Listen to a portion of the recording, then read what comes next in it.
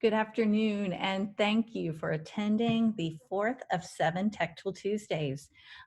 Today's session will cover some of the basics of Kahoot, and let's get started. I'm going to share my screen. My name is Karen Leonard, and I am the Director of Education Technology at the Oklahoma State Department of Education. I have been in the field of education for over 25 years, with the majority of that time being in the classroom, and have taught everything from kindergarten through 8th grade. I did have a co-presenter today, and I have to tell you that I forgot to press the record button, but Amy Koppel is a rock star with Kahoot, and I'm hoping that I will remember all of the information she shared with us today. And she did share her email address and said that if you have specific Kahoot questions, you're able to email her directly. Today, we're going to learn how to create a Kahoot, talk about how to use a Kahoot, and share some ideas on how Kahoot can be used in your classroom. So first of all, I guess we have to define what Kahoot is. Kahoot is a formative assessment tool. It's a game-based tool that can be used for anyone from kindergarten through 12th grade.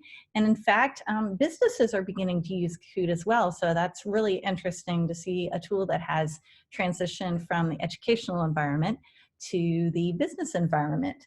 One of the great things about Kahoot is students do not need to have a account to play Kahoot.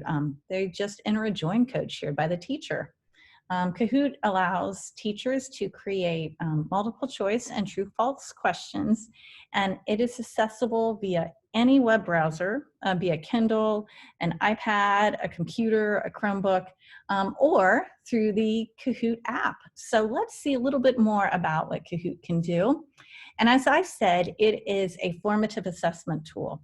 So I just wanted to provide you with a little bit of background behind formative assessment.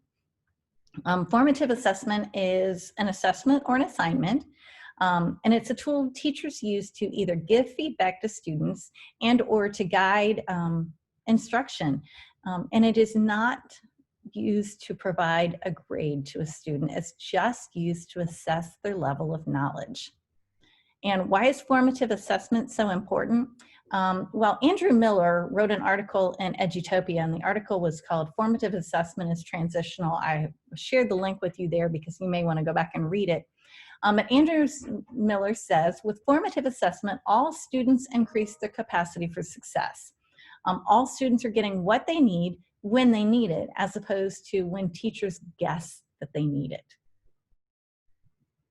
Okay, so now that we understand a little bit about formative assessment and why formative assessment is so important in the field of education, let's look at how Kahoot can help teachers with that formative assessment process, and trying to break down things into very simple steps for you. Making interactive lessons with Kahoot is really just a 3-step process. You create a Kahoot, you insert your questions, and you can share it via a link or within an LMS. So to join Kahoot, I am going to back out of this presentation just a little bit, and I'm going to go through a lot of this live. And then if you are a person that would like access to my slide deck, then you will be able to access the step-by-step instructions, and you'll be able to see it as we go. So I'm going to go to kahoot.com. And although I have already joined, in this corner up here, it will share information where you will sign up for Kahoot. And when you sign up for Kahoot, it's going to ask you to choose your account type. And if you notice, there are 4 different account types: teacher, student, personal, and professional. Obviously, for this purpose, you'll be selecting teacher. I did want you to notice it does say student accounts are an option. And as I said before, students do not need to create an account. If you're working with older students and they fall within the usability and legality ranges, they are able to create their own Zoom account, but for the purposes of everything we're sharing with you today, just create a teacher account. It is kind of fun that there's a personal and a professional account, and I have seen Kahoot used for trivia nights. We'll talk more about that when we get to usage, so maybe that's good for personal. And as I said, anytime that businesses begin using tools designed for education, I think that's really awesome. Once you select your account type, it will ask you for your type of school. Are you K-12? Are you higher education? You will then be able to create an account. You can create an account with your existing Google account, with an existing Microsoft account. You can also use an Apple ID account, or you can just flat out enter your email address and join there. So once you've joined, and remember, whenever you're syncing any types of account, it's probably going to ask for access to some of your information. Just want you to think about that if that does not make you comfortable before you move on. But then once you have joined Kahoot, you are in the home screen. So now I'm going back to an actual view of Kahoot, and let's see, there we go. And I am going to log in as me. There we go, and I am now in the home screen. And I just wanted you to know, first of all, the home screen does seem a little overwhelming to begin with. And you have to understand that this is the screen that they're using to share all the information of their updates and trying to help you get prepared for back to school. So I find that these purple tabs across the top are the best and easiest way to see information. And we're going to go in and look at each of these tabs. Like I said, we're on the home tab. I want you to know that there are two versions of Kahoot. One is the free basic and the paid premium. With most tools, I just go with the free tool because they do provide you all of the accessibility and information you need. What I'm sharing with you is part of a free account. You know, some schools may decide to purchase a paid version, but I personally think that you're able to accomplish your goals just using the free version. I've got a tab up here that says Discover, and that will allow me to go in and see Kahoots created by other people. A great thing is I don't have to be original with everything I do. We know teachers are pretty good at going in and borrowing other people's ideas and modifying them as needed, and the Discover tab is a great place for you to look. Anything that is related to my personal Kahoots are found under the Kahoots tab. So once you create a Kahoot, if you name it and save it, it's right there. We'll talk about some of the things you can do with that in just a minute. The Reports tab is amazing. So we will look at some of the information. And then there's also some groups, and I honestly have not played with groups as much, but it is a way that you are able to share your Kahoots with others, maybe within your school district or within your grade level, so that you are specifically working together as a group to create some Kahoots. So I'm going back to my home tab, and let's see what it takes to create a Kahoot. I'm going to go up here to my Create tab, and some of these are part of the paid version. You'll know that a paid premium version is right here by seeing the little crown. So I have three options. I can create a Kahoot, create a Kahoot that's already has a template, or a student selfie. I think the easiest way, because this is such an easy tool, is just to create my own Kahoot. Okay, first of all, as you're telling students to always put their names on their paper, you need to name your Kahoot first thing. So I'm just going to name this a Practice Kahoot, because I'm not good at thinking off my head. I can write a description, and that would be useful if you are sharing your Kahoot with other people. They might want a little bit more information about what that topic entails. I can save that to my Kahoot, or I believe I can change it, and I can probably save it to my group Kahoot if that's something that I've set up. You do have the ability to brand with your school's information, but that would be part of the paid account, and I think that we're fine. I can change my cover image. This is the image that students are going to see when they first see your Kahoot. You know, you probably want to make it something that is eye-catching to them. You do have the ability to change your Kahoot into many, many different languages, which is exciting, especially for our world language teachers. Right now I can see if it's visible only to me. Maybe I want that if I'm in the process of just creating and building on my own. Or the great thing about Kahoot is not only can people borrow entire Kahoots, but they can borrow individual questions from individual Kahoots. So for right now, I'm not really concerned. I'm going to leave that on everybody. And if you have ever played with a Kahoot before, students love the Kahoot music, and most teachers, it probably drives them crazy. So when you are creating your Kahoot, you have the ability to select the type of music students will hear as they are waiting to join your Kahoot. I'm just leaving it standard. Okay, so right up here is where I type my question.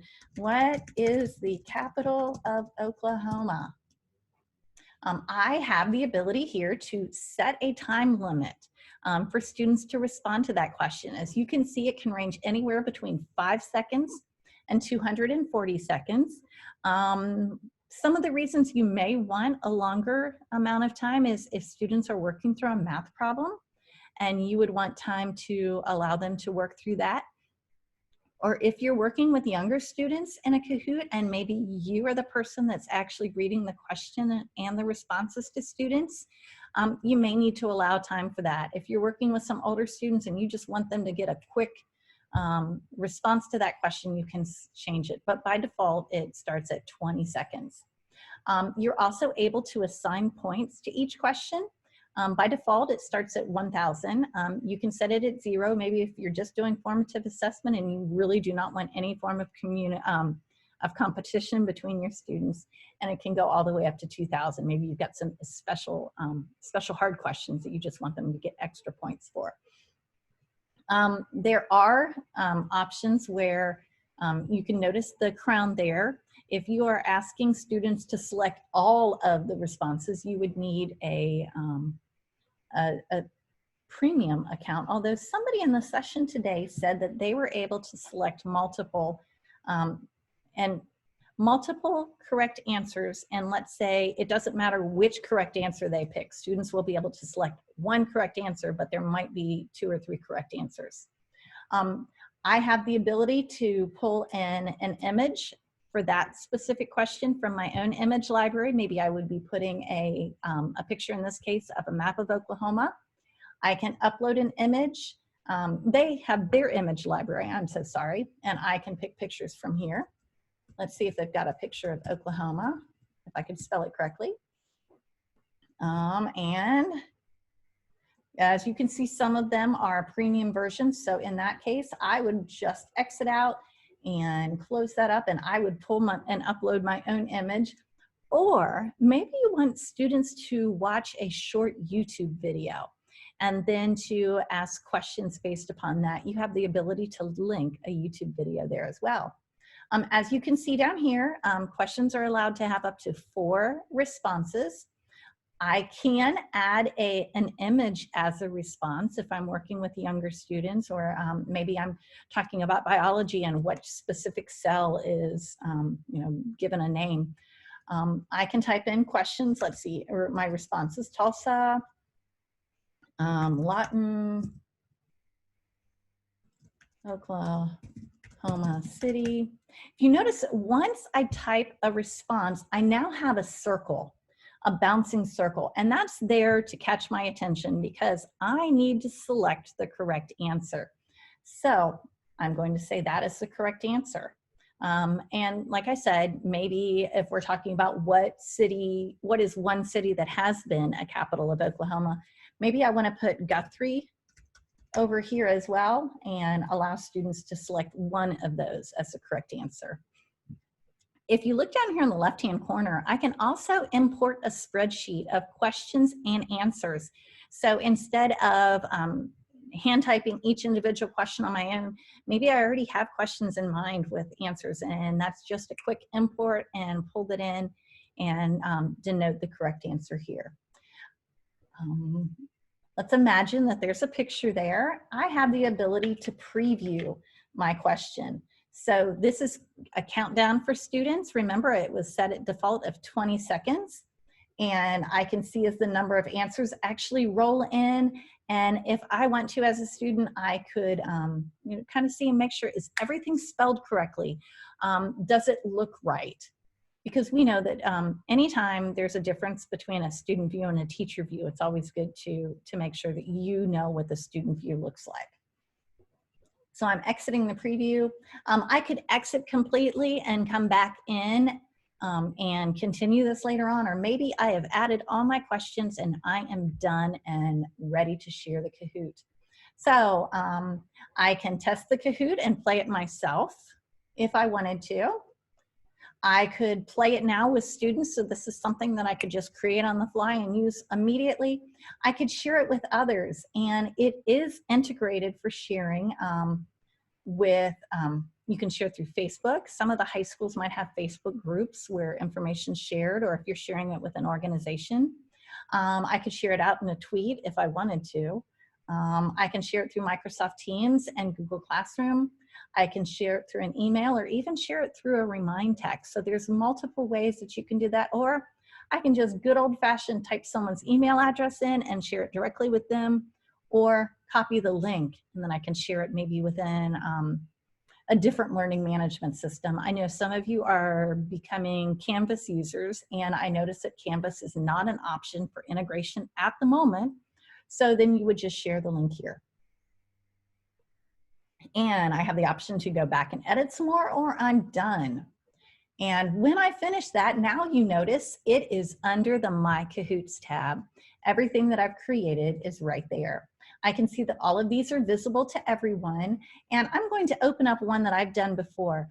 Somebody in a session asked, what is the maximum number of questions per Kahoot?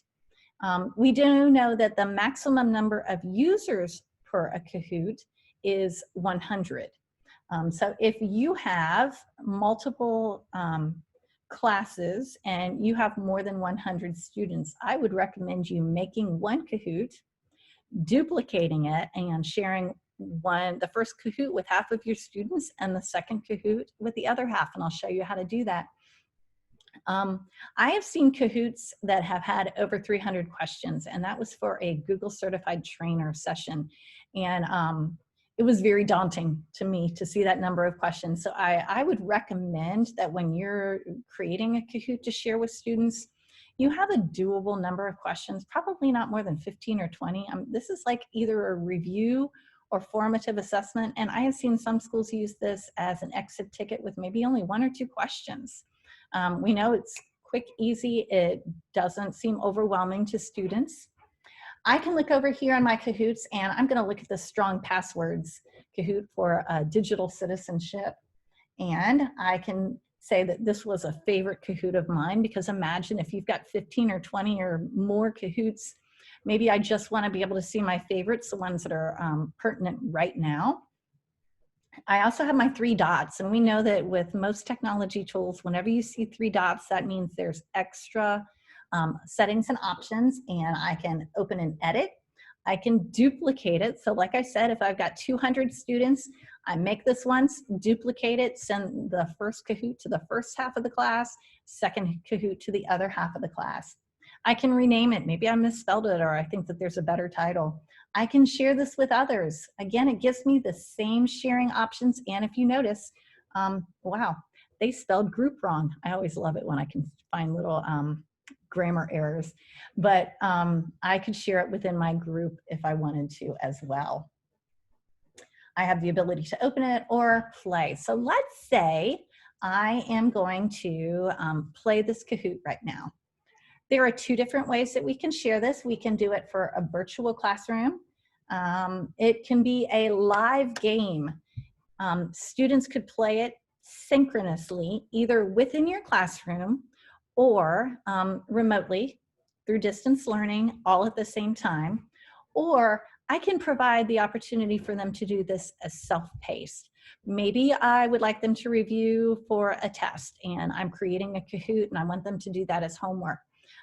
Amy, that shared with us this morning, said that she creates Kahoots for students that when they finish an assignment, they're able to go ahead and she has, I think, 3 Kahoots a week, one that deals with grammar, one that deals with either a social studies or science topic, and then something that's either a current event or something related to a holiday. So let's say I am going to share this with learners synchronously, and I can now go even further in how I want this information shared. Do I want to play it with one player against all of the other classmates, so each person has their own device? This can become a little competitive sometimes. Or maybe my students don't have, I'm not a one-to-one classroom, so I could share iPads or devices with groups of people, and in team mode, they'd come up with a team name and they would compete with each other in that manner. And I'm going back to my game options here. Personalized learning is a premium version, and again, I think that there's so many options within here. The basic free version is wonderful. If I am in a classroom, I have the ability to project the questions for students to see, and that will project the fastest response names. So the people that responded to that question correctly first, and they would get more points than others. I have the option of having a friendly name generator, and that way I'm avoiding any inappropriate nicknames students might give, because when they join, they're given a code. They enter the code and they have to provide a name. Well, I either have the ability to talk with my students about appropriate naming nomenclatures, and do I want them to use their first name and last initial, or am I going to allow them to create their own pseudonym? Honestly, using this with students in the past, I even had to tell them the number of emojis they were allowed to put after their name, because if you just say, go for it, you're gonna get some absolutely bizarre names. You do have the ability to remove someone from your game, and you're able to set it back up so that they cannot rejoin. So maybe that student who is creating their own names has just become kind of bothersome. Maybe they're just going to have to sit and watch. They're not able to get back in. But for your younger students, they really love this. And what it will do is it will randomly generate up to 3 different names for them to select from for that. Do I want the music playing? Again, I have that option for when they're in the lobby waiting for everyone to join. If I am doing this, do I want to randomize the order of the questions? So let's say I have 10 questions. Maybe we know students that sit there, if there's multiple choice questions, they're gonna go, okay, number 1 was A, number 2 was B, number 3 was C. You're able to play Kahoots more than once, so maybe each time they play, you want them in a different order so that the response to question 1 is not always the letter A. I can randomize the order of questions as well, so they don't always see that the red answer for number 6 is always the correct answer. Got to keep them on their toes. I can show minimize introduction instructions if I don't want. If I really want, there are ways that I can add 2-step join codes if I'm sharing this with people beyond my classroom and I want to make sure that only specific people are able to enter. You can move through questions, rejoin after every game, yes or no. So I'm just going to say classic and move on. This is what I would project on my board if I'm doing this synchronously. You can hear the music now. We would ask students to go to kahoot.it, and there is the 7-digit code that they would enter. Every time you start a Kahoot, it is an automatically new generated number. As students go, I would begin to see the number over here change, and then I would start to see their names. And after I have all the students that I'm ready, I can just press start and we can move on. If you notice, there's also changed the lobby music. Maybe you'd rather hear this. I'm going to exit this Kahoot now and go back to some of my other things. So let's say, obviously, if you're a person who really likes to have everything organized, the premium version allows you to organize them in folders, but I really think, again, that the favorites is a great way to draw attention to those Kahoots that you need right now and immediate access for. Now I'm going to go up to the Reports tab, and this is where I think Kahoot is just absolutely amazing. So I've actually had some users play my strong passwords game. And so you can see I can do all reports or some of my live games. I'm going to go over here. Unfortunately, you can see only one person has played. It was in a live version. You can see the date and time. So I'm going to click on my 3 dots and I can open the report. The information it gives you is great. Here's my overall summary.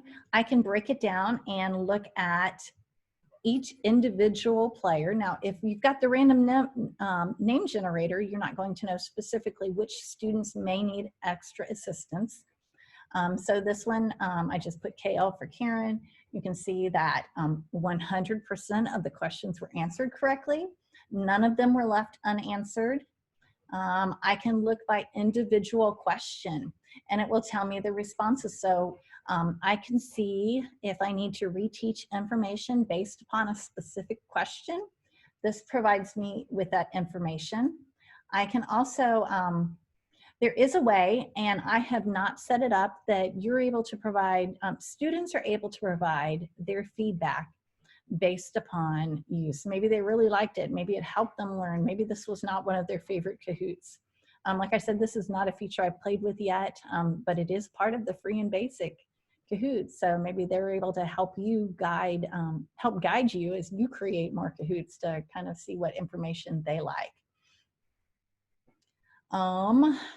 Another thing about this, I'm going back to the summary, and as you can see, 100% questions. It only took 2 minutes, and you're able to go in and see if a student missed a lot of questions. You're able to go in and say, gosh, did they really take the time to analyze that question, or was this just I'm just clicking these responses to get through as quick as I can? So it will provide you with feedback per individual question as well. Again, with the report options, I can download the report.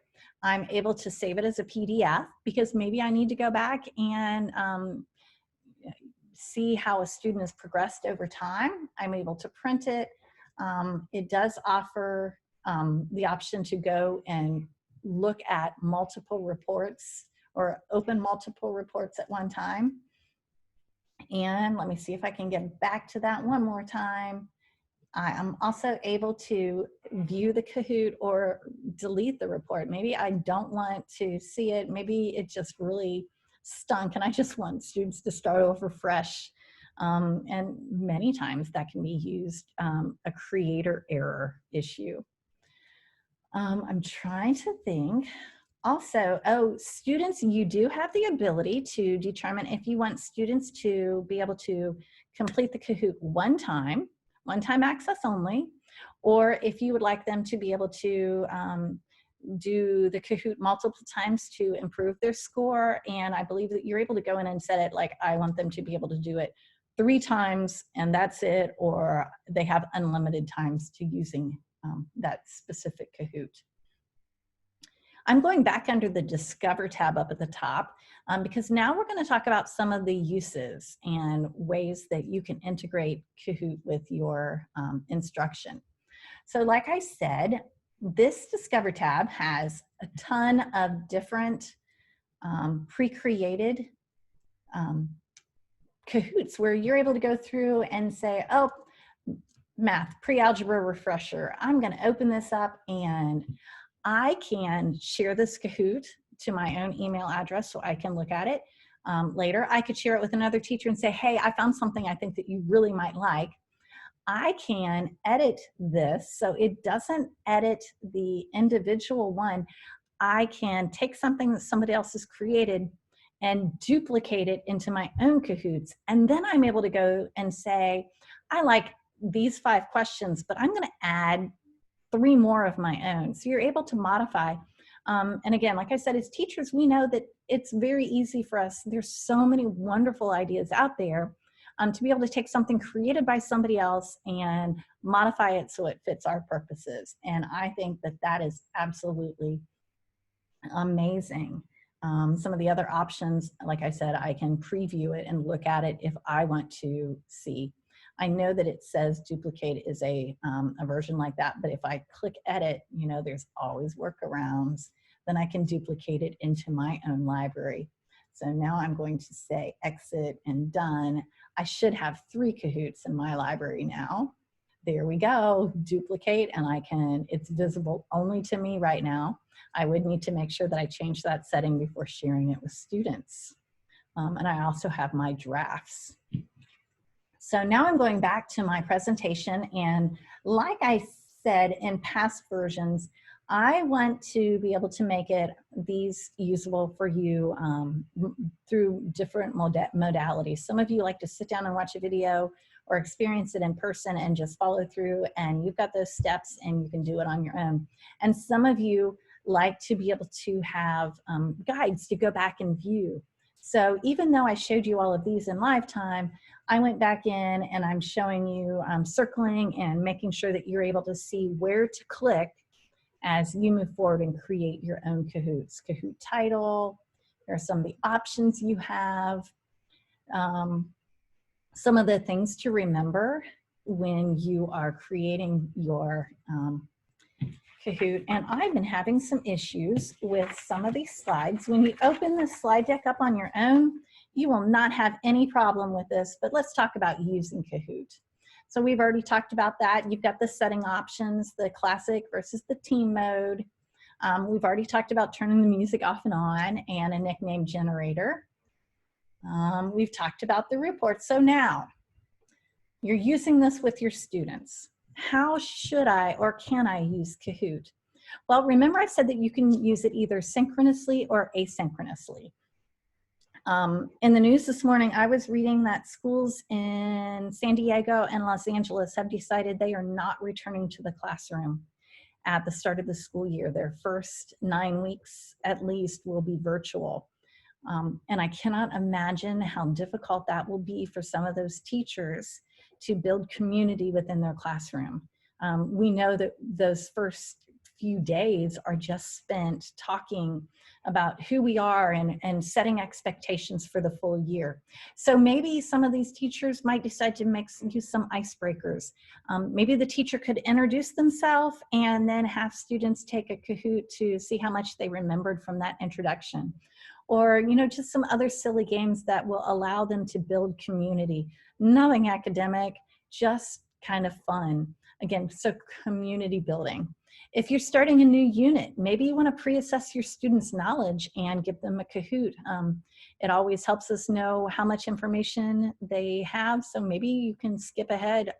The basics are already completely understood by your students and you're ready to move on. Maybe they can use it to review some of their material before a summative assessment, or just to collect student opinions on topics and information.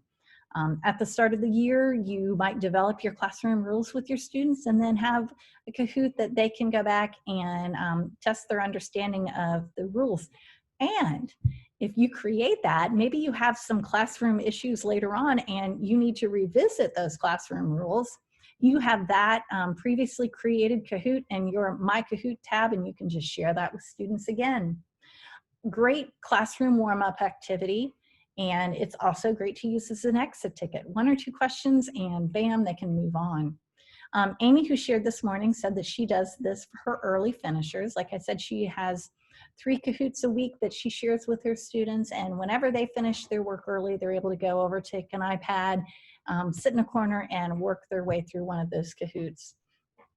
She also says that they have kid-friendly News of the Week's Kahoots created for teachers to use. She could not remember if they are shared with teachers at the beginning of each week or at the end of each week for the following week, but it's a great way to add some current event information into your instruction and make sure that the information shared is appropriate with students. As with anything, please remember to preview before sharing. Don't just assume that because it says it's appropriate for grades K1 and 2, that you should just fly on and use that. Make sure you take the time to go through and make sure that it's information that is appropriate for you and your students. Another way, we know that as you're sitting through some of your faculty meetings, sometimes faculty meetings can become a little dry. And what a great way to end a faculty meeting with a Kahoot, to review some of the information shared, and maybe just to have some fun community building again among your teachers. And one of my favorite activities that occurred during the time of distance learning this year was when a local school near me created a weekly trivia night. And although they used a different trivia tool, maybe this could be a great thing. Maybe every once a month or a couple times a year, somebody creates a family trivia night, and you'd be able to share that through Kahoot. There is also a study mode. If you click that, it will take you to a video that explains it a little more, but it's kind of a group. It's probably for maybe middle or high school students, where they're able to just study through and go through some of the Kahoots more independently without being whole class. We've just kind of talked about some of the study groups with middle and high school students. And this slide, I can tell you, is supposed to be showing you the link to the Kahoot blog. So now that I am right here, I'm just going to open up a new tab and go kahoot.com blog and share with some of the information. One of the things I would like to make sure you notice, we referenced this at the beginning, that Kahoot is not just for educational organizations. So as you're looking through this Kahoot blog, make sure that you're looking at the information under schools so that the information shared is relevant.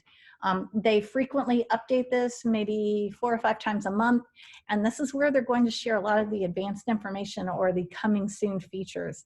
And as with many educational technology tools, it's been really exciting to see them listen to teacher feedback and understand the needs of teachers and modify their program to make it more usable and just a better tool for their teachers. And that is the case with Kahoot. They have some new information and new tools that will be moving forward.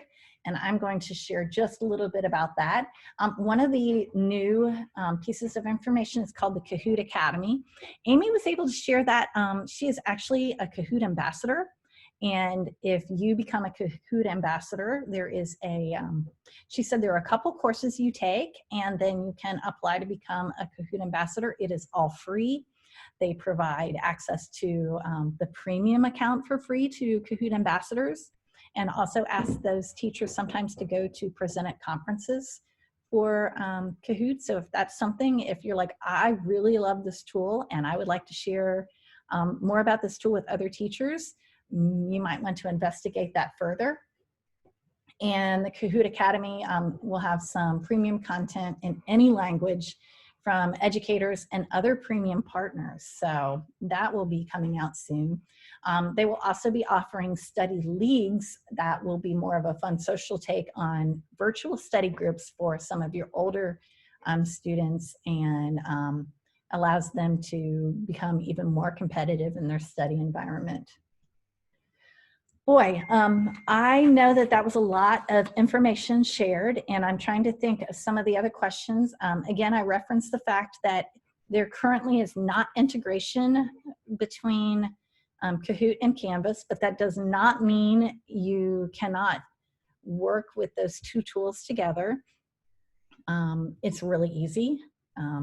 It's just not as easy as one click of a button. On the Oklahoma State Department of Education's webpage, there is an educational technology video tutorial database that I've put together, and you can access it via this link. It is filterable by tool title, by user type, and by level of user. And you can determine, if I want to learn about Canvas and I want a dashboard overview, I've provided the topic right there. And I've tried to make sure that the information shared within this database, these are very short videos, maybe 1 minute to maybe 8 minutes tops, because these are not your long sit down hour-long webinars. These are quick, I need information, I need a place to turn, and hopefully this will be helpful. And you'll notice that Kahoot is one of the tools that is shared in this database. I would love for you to share more information on tools that you would like to see added And you can always email me at karen.leonard@sde.ok.gov. I will be adding some Nearpod tutorials next week due to requests made by people. If you were here, I'm sure you had questions or comments, and please go ahead and email me those questions, or if you've got usage ideas, I would love to hear from you. So please share and communicate that. And this video will be found on the OSD Education Technology Professional Development webpage. That is the same location where you will see the video tutorial database, and you will find all of those videos housed right here. So either you can refer to this video again later, or you're welcome to share it with others. I hope that this helped. I hope that you find Kahoot is a tool you find useful. I've tried to share this several times that we do not want to overwhelm our students or you or families with multiple tools. I'm trying to take the opportunity to share various tools with you so you can find maybe 2 or 3 that you're passionate about, you really like, they're easy, your students understand how to use it, and stick with those same tools before adding any other tools to your toolkit. It just helps both the user, creator, teachers to become more familiar, and we understand familiarity creates less questions. And if we do go back into some distance learning situations, we just want to find things that are no fail. Thank you for joining me. I appreciate this, and I hope that you found this helpful and that you enjoy using Kahoot. Thank you for coming.